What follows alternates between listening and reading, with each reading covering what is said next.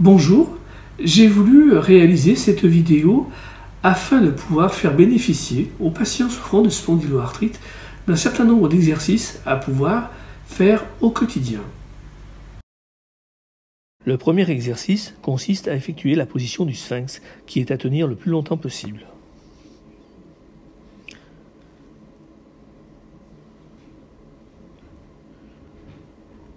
L'exercice suivant consiste à aller chercher les pointes de pied avec ses mains en étirant la chaîne postérieure de tout le corps, en plaquant bien ses genoux sur le sol. Ces mouvements doivent être faits de façon lente, progressive, maintenue, sans effet d'à-coup. Au nombre de 10, il vous sera conseillé de les exécuter au quotidien.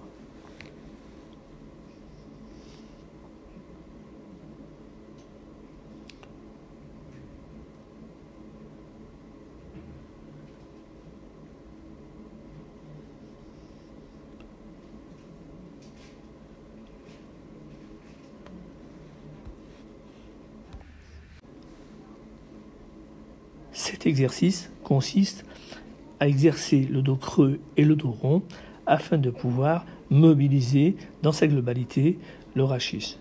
Étant donné que le dos creux doit être privilégié, 10 mouvements dans un sens et 10 mouvements dans l'autre sont à retenir.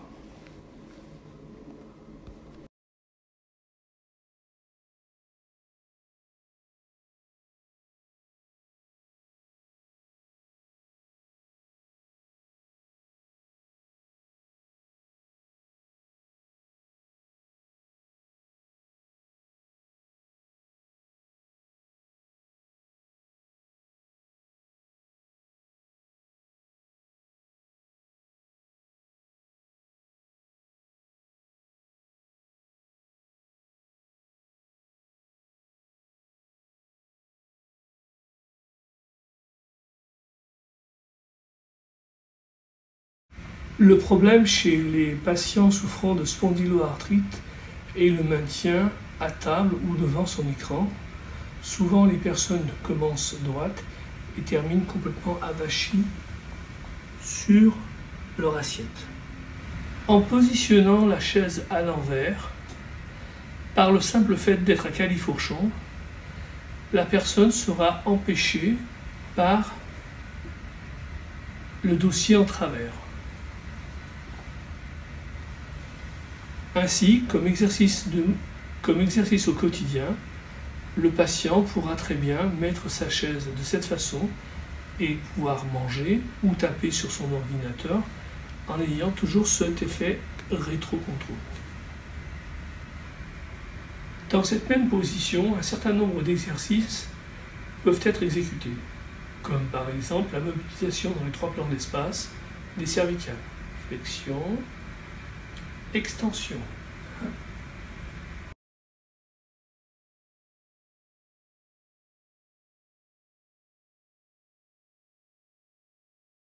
Puisqu'on a vu les mouvements de flexion-extension de la nuque, nous pouvons exécuter également des mouvements de rotation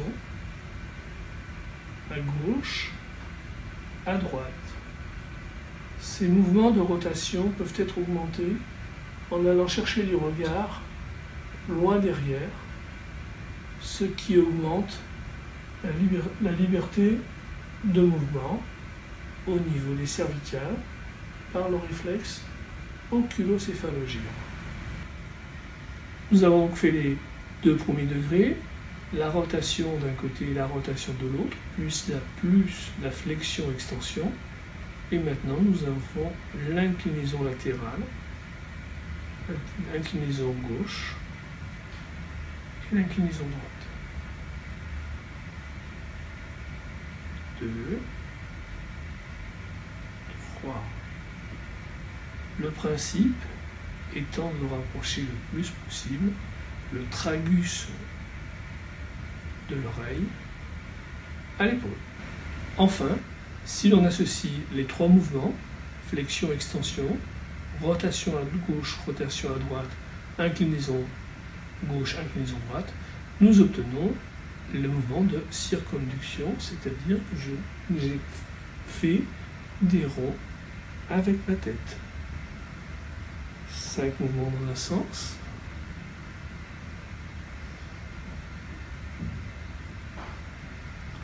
Et 5 mouvements dans l'autre. 1, 2,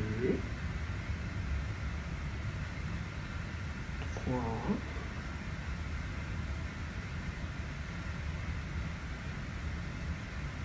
et 4.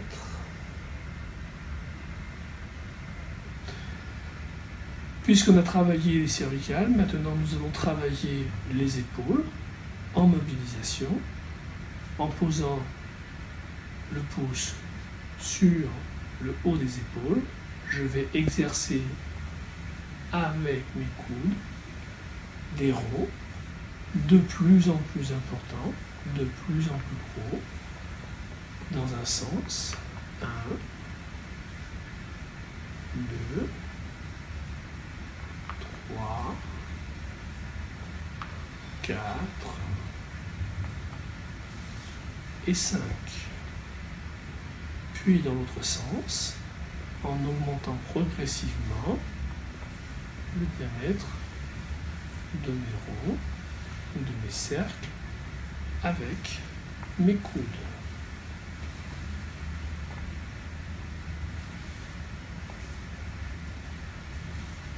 Je profite de la position coude écarté pour utiliser mes bras comme gyroscope et ainsi m'incliner d'un côté et m'incliner de l'autre.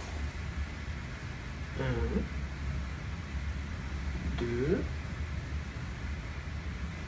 3, 4, 5, 6. Le fait d'être à califourchon sur la chaise me permet de bien ajuster mes hanches à la bonne hauteur et de ne surtout pas décoller la fesse d'un côté ou de l'autre. Cette position assise est beaucoup plus aisée pour ne pas avoir de torsion au niveau rachidien. Puisque nous avons fait les inclinaisons rachidiennes, nous allons passer aux rotations dans un sens et dans l'autre. 1, 2, 3, 4, 5, 6, 7, 8. Afin d'étirer la chaîne antérieure, notamment au niveau des pectoraux, il est intéressant de pouvoir prendre un bâton ou un manche à balai en bois pour ramener le bâton derrière les épaules. 1,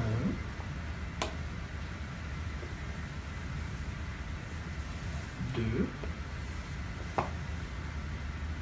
3,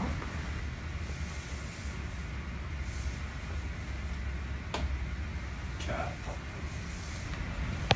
Avec cet exercice, non seulement on étire les pectoraux, mais aussi on travaille la rétropulsion de la tête.